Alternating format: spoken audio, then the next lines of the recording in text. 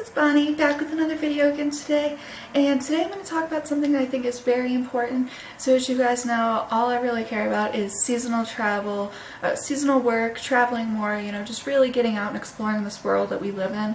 And something that is very important with that is having a passport.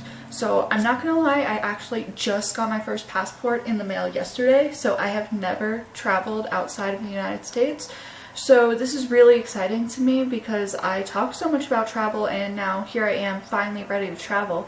So I thought I would share with you guys how it is that you go about getting a passport, and then why it is that you want one so badly. So the first thing is you're going to have to fill out an application. It really isn't that bad. I think it was about 3 or 4 pages long. Really short. Part of it was it did require a picture to be stapled on. I just went to Walgreens to get the picture. I believe there's other places that do it. I'm sure CVS does it as well. Depending on where you live, your post office might do it. That's something you're going to want to talk to them about beforehand though. You don't want to count on it and then get there and then they don't.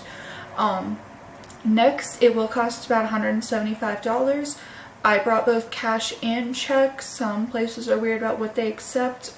They didn't want cards, so just be prepared for that. I also had to bring my ID, which for me was my Colorado license. That could also just be your ID if you don't have a license. And they needed my social security card and birth certificate. I do not know how you do this if you're not an American citizen, or if you say reside in America but for some reason don't have these things. So I'm just speaking on how you do this if you are an American citizen and have all of this paperwork that I'm talking about. There also is special requirements if you're under 18, and there's different factors if you're under 18. Like if you are a minor, then your passport's only going to last for 5 years, where if you're an adult it'll last for 10 years. So there are certain things that you have to consider that may not apply to you with this, but if you are an American adult, then most of what I'm going to say is going to apply to you.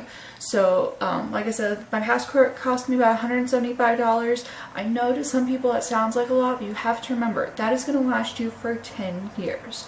So if you do one international trip a year, really that's...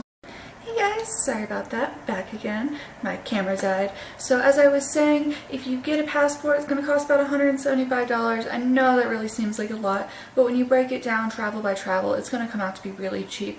If you do one travel every 10 years, you're going to be paying $17.50 a travel, so the cost per use is really going to go down as long as you're making sure to travel with it. The next thing, when you get your passport, you do want to make sure you give yourself 3 to 6 weeks for shipping. If you're in a hurry, you can do the priority for 3 weeks. I do believe that costs a little more. And then I just did the standard 6-week shipping because I don't have any plans to travel right now. I will admit that mine came in about 3 weeks, but I don't want to tell you that and you kind of expect that, because it does say that it will take 6 weeks, and you do need a plan for it to take 6 weeks, because it could take longer sometimes. It could have just been that there weren't a lot of people getting passports when I did this. So just make sure you give yourself the amount of time that it says to give yourself, and you should be good. And then next I want to talk about, why do you want a passport? I feel like it's kind of obvious for people on this channel, but I still feel the need to mention it. You want a passport because this gives you the ability to see the world.